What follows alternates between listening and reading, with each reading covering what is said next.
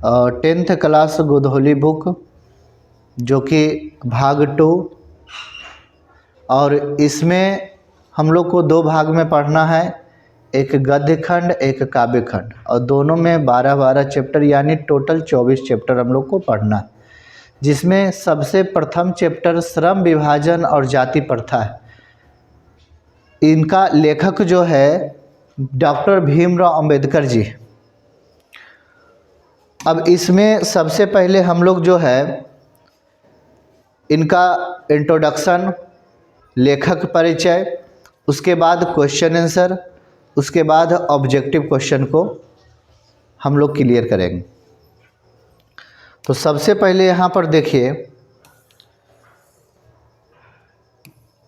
सबसे पहले श्रम विभाजन और जाति प्रथा। श्रम विभाजन और जाति प्रथा एक निबंध है। श्रम विभाजन और जाति प्रथा एक निबंध है। निबंध का मतलब जैसे हम लोग कोई चीज़ पर निबंध लिख सकते हैं, गाय पर जैसे निबंध लिखते हैं, तो इस तरीक़ा से श्रम विभाजन और जाति प्रथा एक निबंध है। इस पाठ के जो लेखक हैं वो डॉक्टर भीमराव अंबेडकर जी हैं। इस पाठ के लेखक, इनको संविधान का जनक भी माना जाता है, क्योंकि अंग्रेज़ों के द्वारा जो है संविधान जो लिखे थे उसको जला दिया गया था, उसके बाद फिर से ये लिख दिए।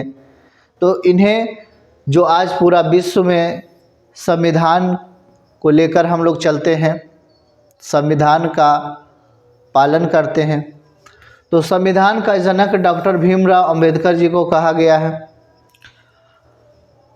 आगे कह रहा है कि श्रम विभाजन और जाति प्रथा यह अंग्रेजी भाषा में थे।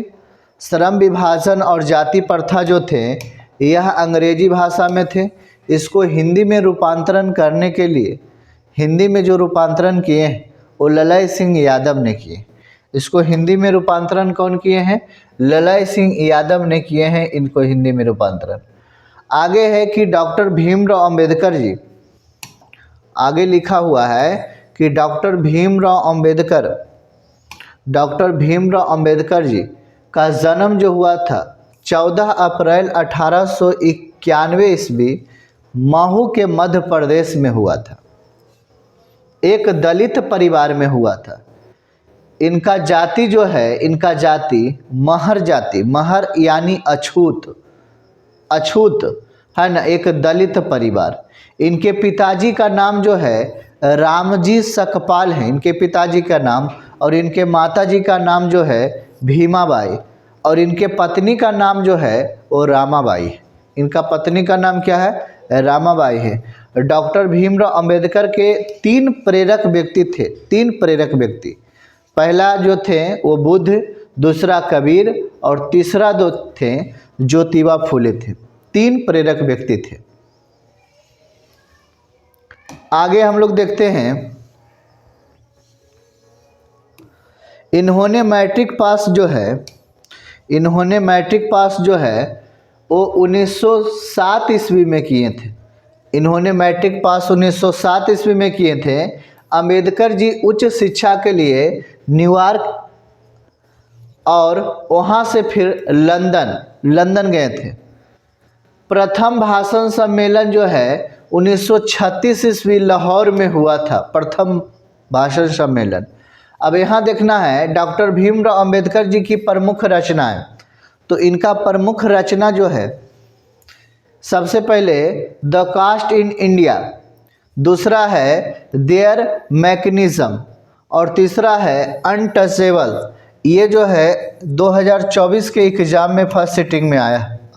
द अनटचेबल जो है किनकी रचना है? तो डॉक्टर भीमराव अंबेडकर जी का।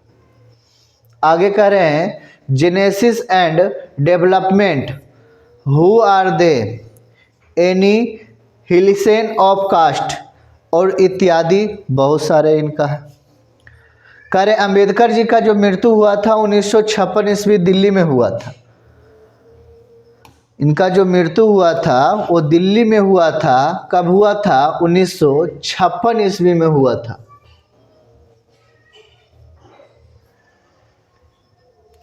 आगे कह रहा है कि लेखक कहते हैं कि भारत में पेशा परिवर्तन की अनुमति ना होने के कारण बेरोजगारी होती है। पेशा परिवर्तन ना होने के कारण जो है बेरोजगारी होती है।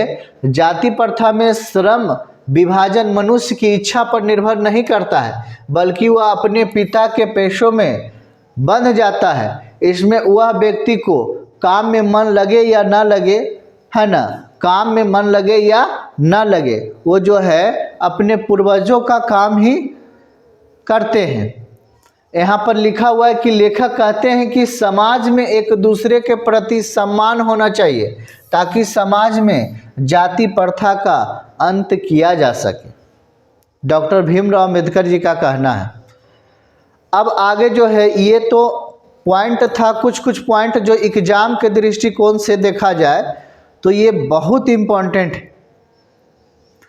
अब यहाँ पर जो क्वेश्चन आंसर जो बुक में आपका दिया हुआ है, तो क्वेश्चन आंसर जो है बहुत सटीक आंसर हम दिए हैं जो कि तुरंत याद हो जाएगा। क्या है,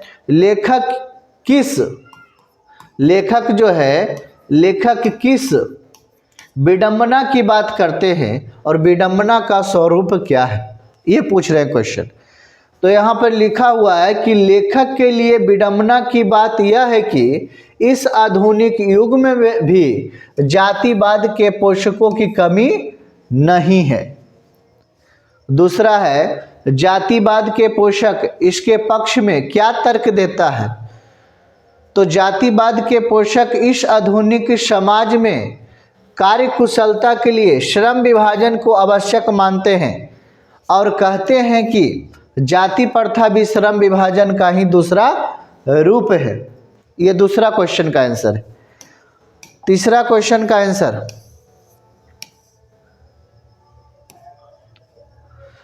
तीसरा क्वेश्चन है कि जातिवाद के पक्ष में दिए गए तर्कों पर लेखक की प्रमुख आपत्तियां क्या है।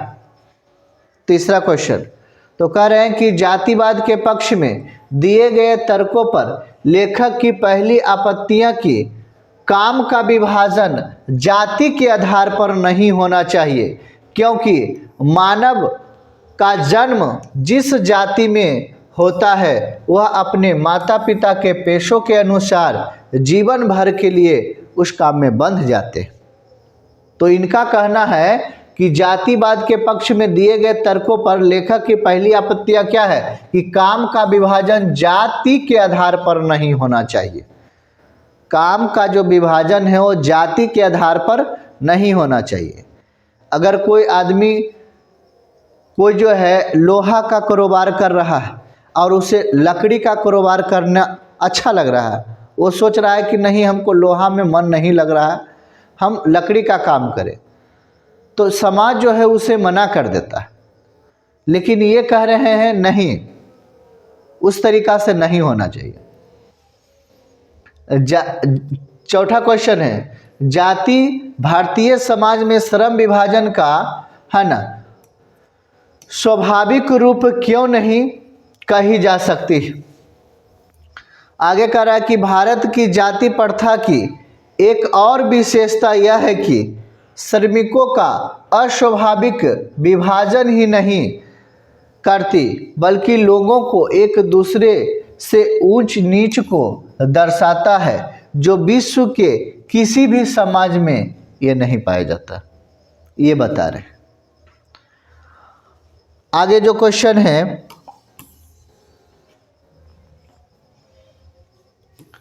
आगे क्वेश्चन 5 नंबर का क्वेश्चन है, कह रहा है कि जाति प्रथा भारत में बेरोजगारी का एक प्रमुख और प्रत्यक्ष कारण कैसे बनी हुई है, इसके बारे में बताने के लिए कह रहे हैं।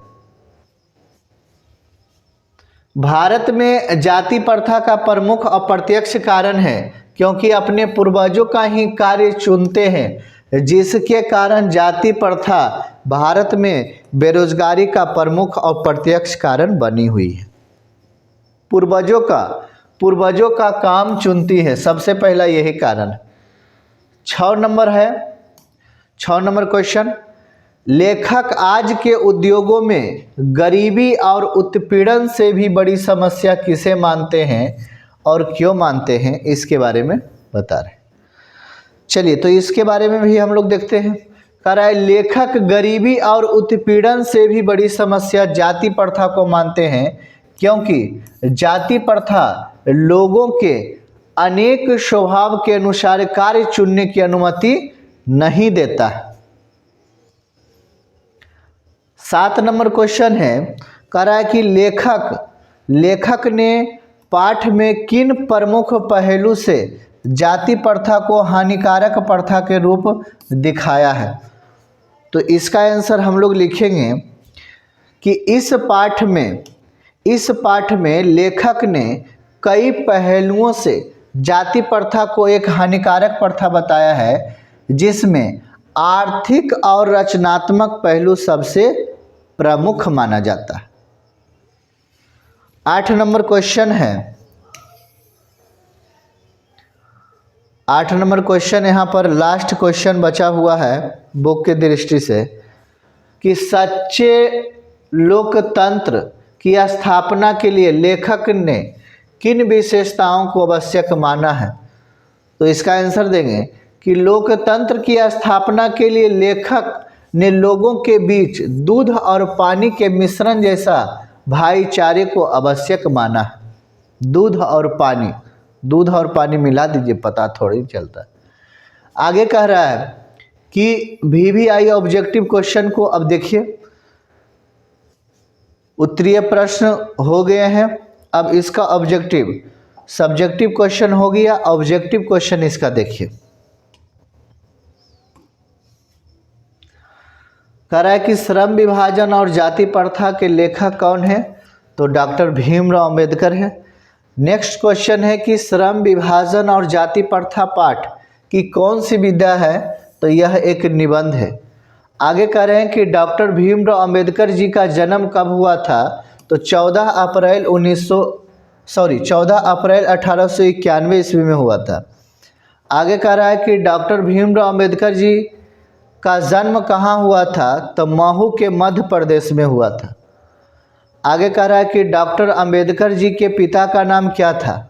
तो रामजी सकपाल था। नेक्स्ट क्वेश्चन जो इसका ऑब्जेक्टिव का है, आगे कह रहा है कि डॉक्टर अंबेडकर जी के पिता का नाम क्या था। तो अभी बताए हैं, इनका पिताजी के नाम रामजी सकपाल था।